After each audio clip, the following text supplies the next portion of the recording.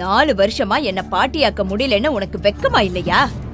நீ எப்ப என் குடும்பத்துக்குள்ள வந்தியோ அதுல இருந்து என் குடும்பத்துக்கு நேரமே சரியில்லை.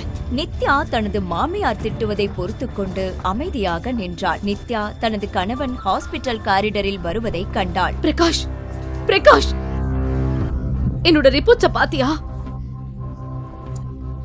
பிரகாஷ் அவளை உதறிவிட்டு எக்ஸைட்மென்ட்டுடன் தன் அம்மாவை நோக்கி ஓடுகிறான். அம்மா, ரிப்போர்ட் பாசிட்டிவ். அவள் மாமியாரின் கோபம் திடீரென்று சந்தோஷமாக மாறியது. கடவுளோட அருளால என்னோட கனவு நனவாக போகுது.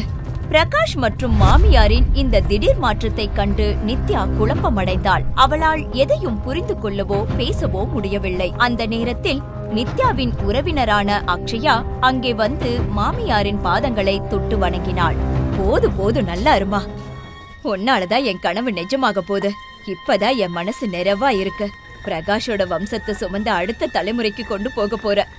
இதை கேட்ட நித்யா இடி விழுந்தது போல் செயலற்று நின்றாள். யாரை தன் உடன்பிறவா சகோதரியாக எண்ணி அன்பு காட்டினாலோ அதே அக்ஷயா தன் வாழ்க்கையை சிதைப்பவளாக மாறுவாள் என்று அவள் கனவிலும் நினைக்கவில்லை. முழு வீடியோவை பாக்கெட் FM தமிழ் யூடியூப் சேனலில் கண்டு மகிழுங்கள்.